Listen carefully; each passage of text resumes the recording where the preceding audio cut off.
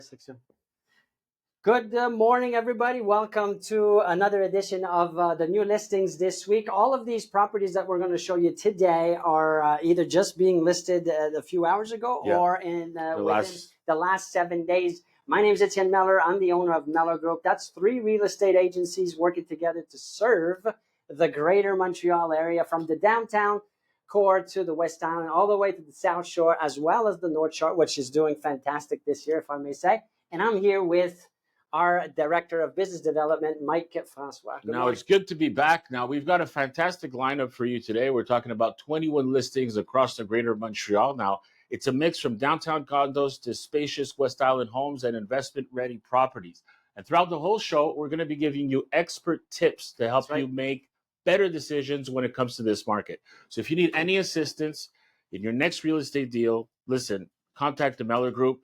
We're here to help. You can also download our tips and tricks guide and our to-do list from our website directly at mellorgroup.ca. Yes, because we're going to give you a lot of tips today that are very, very useful. We've been doing this for quite a while, and it's all the stuff that we've gathered over the years. So let's start today's show with 3 excellent tips if you're considering buying, selling, or investing in today's Montreal market. Tip number 1.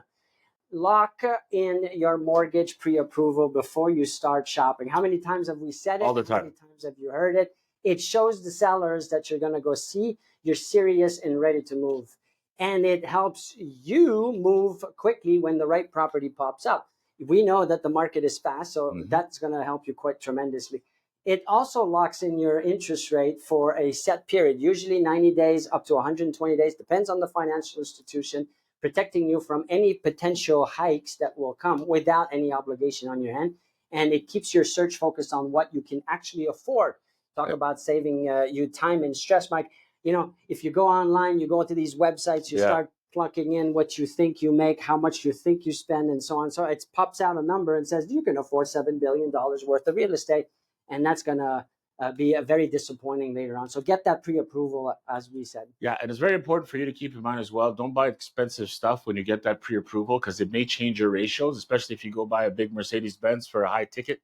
Then at the end, your monthly expenses change, which means that... You keep referring to Mercedes as if you have a problem with this. I don't have a problem. I have one. So I'm just saying, but it's important for you to take that into consideration when you're going to be making moves like that. So right now we're moving to the next segment, and this one is for sellers. You got to get the price right the first time around. Now, first impressions matter. Now, I don't know if you guys are aware of this, but in the first 2 weeks are extremely crucial to get the most traffic. So if you overprice it, it's going to lead to fewer showings, I would say, and longer times on the market. You risk losing momentum, and at that point, you're going to have to go with a price reduction, which is never usually a good look. So well-priced homes will always attract more people quicker. It could also start a multi-offer situation, which would put you in a good position. And sorry. No, go ahead. One thing that I always like to do with sellers is we pick the price together. We educate you. I sit with you, and we go over what's going on, and we'll establish the price together. We don't come in and dictate what it's going to be. You're going to make that decision. It's very, very important. I agree. And I think it's not about under-evaluating it. It's about creating the demand. Now, the thing of the urgency of the demand, just like what Etienne just mentioned, you have to understand that you have to understand what the buyer wants to do. Do you want to go aggressive? Do you want to be a bit more passive? Or are you really patient and you really want your price? So as a broker, you want to be able to work together with the buyer and the seller, or the buyer for that is, and to understand exactly how you're going to be pricing that property. All right. Are you ready for tip number 3, Mike? I am. Choose a broker with strategy and negotiating power. Slow down the process of picking the real estate broker and make sure that you do your research correctly. Your broker should be more than just someone who lists or shows properties. Look for someone who understands pricing trends and market timing. You have to get that sense. You have to get that trust that, okay, this person knows what they're talking about. A strong negotiator and a broker can help you save or earn thousands of dollars. They'll also be there for you to manage the inspection conditions, the financing condition, there's a lot of conditions that can come into play. Conditional on the buyer selling their home for a certain amount of time with a 72-hour clause and so on and so forth. So don't rush into that. Especially in today's market, experience and local insight matter way more than ever. So now let's jump into the city life. So I want to jump into the first batch of listings. Now we're starting with condos. Now we're looking at urban listings. So if you love being close to transit, culture, and convenience, this is the section for you.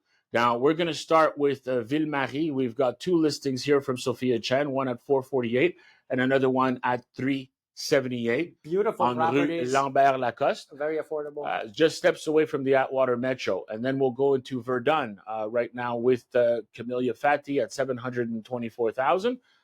Beautiful corner unit with a wraparound balcony, just with water views. Nothing's better than that. Now let's head to the Plateau for $329,000. This historic character, this property features historic character, as you can see in the picture there. Now let's go to, again, stay in the Plateau, but Avenue du Parc now at $979,000.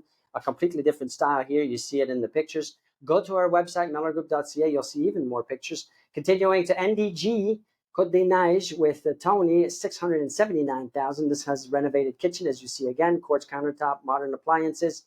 Still NDG Côte des Neiges area at $895,000. Beautiful property, 3,400 square feet of living space. That's huge. That's incredible value we just looked at right there, Mike. Exactly. Listings for both sellers and buyers. So now let's drop 3 quick tips for this category. Now, tip number 1, when you're buying a condo, make sure you verify the reserve fund and how healthy it is. It's important because you do understand that there could be repairs, especially in older buildings, yes. And that means that there could be higher costs. Now, if the reserve fund is not healthy, there's not enough money to go around to make those repairs, which means that your condo fees will go up significantly. And in some cases right now in Montreal, as we speak, the condo fees are more expensive than your actual monthly expenses that you have to pay with the bank. So you need to make sure that you get peace of mind when doing that, so that you know a little bit where everything is headed. Yeah, there's nothing wrong with that. And no, but there's nothing wrong with that if you're comfortable and you understand what that means. Yeah. Tip number 2, you got to understand the noise levels and the insulation of these units when we're talking about condominiums. Older buildings usually have better, thicker walls that insulate better, and newer construction sometimes, not always, but sometimes will be actually thinner and very loud. So visit the units at different times. Don't necessarily rush into making an offer without going back maybe on the evenings or the weekends. Yeah. Just you'll have different noise levels at different times. Check the windows. Are they double glazed? Now we're getting more technical here, but your broker can help you, and you'll hopefully do a building inspection and ask that question. Can you hear traffic when the windows are closed? Yeah. If you're the type of person that likes to have the windows open, as my wife does, summer, winter, because she wants the fresh air, then if there's buses going down, as an example, at every 5 minutes of the day, that might drive you crazy. So pay attention to those things. Street location, is it close to a bar, a hospital, a police station? A construction site. So those are things that, might not be right in front, but if you hear sirens all the time. I was in Toronto, quick story. I was at a very nice hotel downtown Toronto not that long ago. For the whole night, I could hear sirens and police, and that was driving me crazy. So there's a condo building not too far. I'm thinking, shit, if you bought in that building and this is what you hear, that would drive me crazy. So comfort impacts both your daily life and future resale value. So don't go too fast. And something I'll add to that people don't always think about, sometimes there could be a landfill that's not too far away, and you don't know about it. So take some drive around, because sometimes the smell also might not be that great. So you want to make sure that you take care of that. So tip number 3, choose a well-managed owner-occupied building. Now, strong management teams keeps common areas clean. They handle repairs quickly, and they also communicate very clearly. So high owner occupancy means that residents care more about long-term health of the building.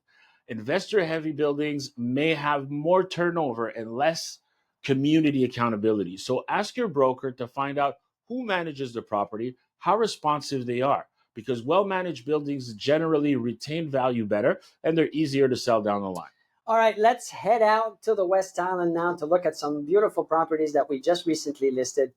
We're going to go to Point Claire now for a beautiful home that's, as you can see on the pictures here, for $779,000. You know what that gives you, Mike? 6,400 square feet. Not bad at all. Of lot space with mature landscaping, so the beautiful idea. Now let's go to Pierrefonds at $1.1 million. This is a beautiful detached 2-story with updated bathrooms, hardwood floors, as you can see again. Now, wait for this one, guys. Wait for this one. $9,900,000. Look at those pictures. Now, this you have to go see on the website, on our website, mellorgroup.ca, for more pictures. There's a lot of pictures. There's even some nice videos that we've put out on social media. Go to one of our platforms.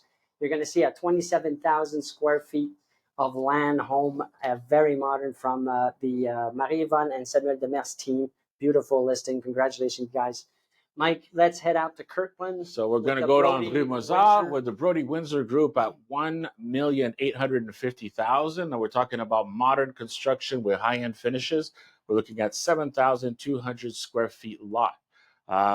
Moving on, we have another fine property in Saint-Anne-de-Bellevue at $949,000. And then after that, we have Boulevard Saint-Laurent in the Rosemont area at $459,000.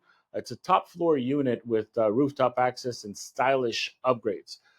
Then we have Rue Lake in Dorard-des-Ormeaux. Now, this is a really good property for people who want to get into that entry level. For $299,000, I think it's a steal. On the island. Yeah, and it's affordable. It's detached. It has a large backyard and potential to renovate. So for people who are very manual, this could be ideal for families, anyone seeking a bit of peace without leaving the city and not too far behind. So now let's give you our tips for suburban buying. Tip number one, you need to look at schools ranking and park access.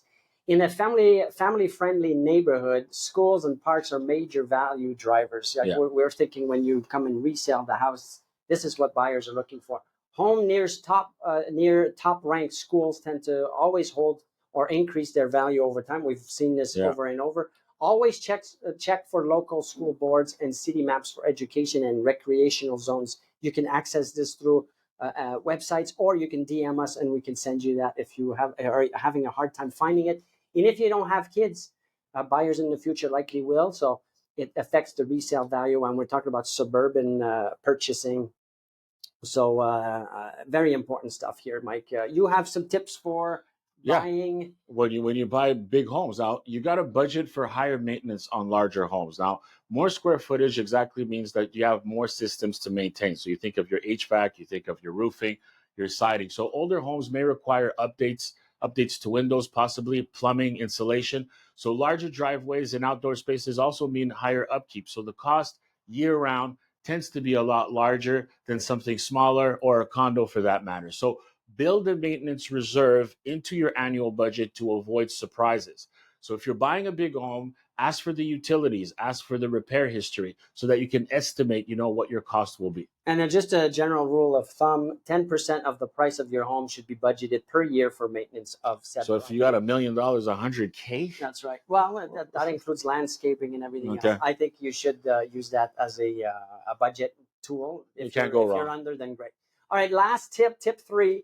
Don't overlook transit access in the suburb. Easy access to commuter train, buses, highways makes a huge difference in daily life. It also increases the home's value and future resale appeal. Again, we keep talking about that. We're buying today, but we're going to have to sell eventually. And so think about that. Home closest to transit typically sell faster also, and they attract more offers. So check the drive time. You can use apps like Waze to see how far is it to different transits or works or popular destinations, so that you can kind of gauge if is this good or is this long? Is this going to take me forever?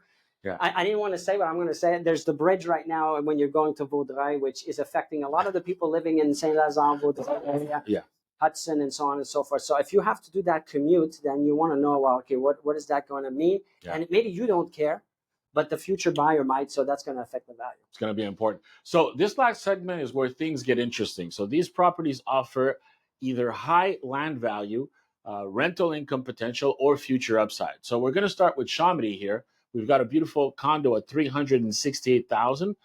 That's near Carrefour Laval for those who love shopping and getting on the highway. So you've got an opportunity there. And then you got 3550 Rue Luxor in Brossard. And I have a friend that lives exactly on that street, not too far from Quartier d'Istrante. Beautiful area, 7,000 square feet for $2.2 million. Ensuite, we have 5770 Rue Chevalier in Brossard, $1.6 million. Then we have 191 Woodside Road in Beaconsfield. Again, the Brody Windsor Group, $729,000. 571 Croix Rock Hill in Beaconsfield, $799,000. And then we have Boucherville, $649,000, Mr. Ryan Senior. And then after that, we're going directly on Saint-Vincent-de-Paul, $1.7 million, a commercial property for those investors in you. That's a very good opportunity, I think. A residential building with commercial Yeah, flexibility. these are great value, long-term value here. You got to be thinking about revenue properties or whatever you can do with these properties to generate more revenue. So fantastic stuff there, Mike. So the final three tips for investment and multi-unit properties. So tip number one, multi-units are great for new investors, especially if you're starting to get into the investing part where you want to have somebody that helps you cover your monthly expenses. Now, whether you have a triplex, a quadruplex, a fiveplex, or a duplex, then your expenses become less because you're sharing it with the people that are along with you. So it's a great way to enter the investment market with a lot lower risk and hands-on management. And lenders often view owner-occupied multi-units more favorably for financing. Yeah. So you also gain valuable experience managing tenants while still being close by. Tip number two, always check for zoning before planning renovations. You might want to look at a lot or a property and think, oh, I could do this, I could do that, I could build, I could extend, but without knowing that information or without doing the proper verification, you might end up with a scenario where, okay, I bought this piece of land or this property and now I'm stuck with it. I can't do what I wanted to do. And now you have to sell it, which you might have to sell at a loss. So don't do that. Don't go too quick. Every municipality allows major changes. Zoning laws vary very widely, so do the check. So before investing, confirm what's allowed is a duplex conversion possible, garage apartments, and so on and so forth. If you want a list of ideas of things to check for, please reach out, DM, email, visit our website, give us a call. Give us a call or write in the comments when we do these lives. We do them every Wednesday and every Friday, so go ahead and ask your questions. Exactly. So tip number three, cap rate and tenant quality matter. Now, of course, the cap rate shows you the return on investment, but it's just part of the story. Stable, long-term tenants offer more value than higher short-term rent. So ask the rent rolls, the lease agreements, the tenant payment habits, and find out a little bit what the history is. Now, look at the vacancy rates in the area and potential rent increases. It's important because sometimes you're going to look at a building and you see that the rent is at $700, but everyone around may be somewhere around 600, or maybe it's even higher. So it gives you the potential of where you're located compared to other properties that are similar to yours. And when you're guided by the right broker with the right experience, we make these conditions in the offer. So we make an offer and it's conditional to reviewing all of these things so that we protect you and we make sure you don't make a mistake and that we think of everything. That's where experience comes in. That's a wrap on this week's edition of Unit Listings Live. Thank you for joining us. This coast-to-coast real estate tour, Mike, was fun today. Did you enjoy it? I did. And if any of these properties caught your eye and you'd like to learn more about buying, selling, or investing, our team is ready to help. Contact us directly or send us a message at mellorgroup.ca or even DM us or anything like that. We'll be back this Friday with our open house edition and, of course, insight to help you stay ahead in this crazy market. Until then, stay informed, stay proactive, and keep your options open. Take care and see you soon.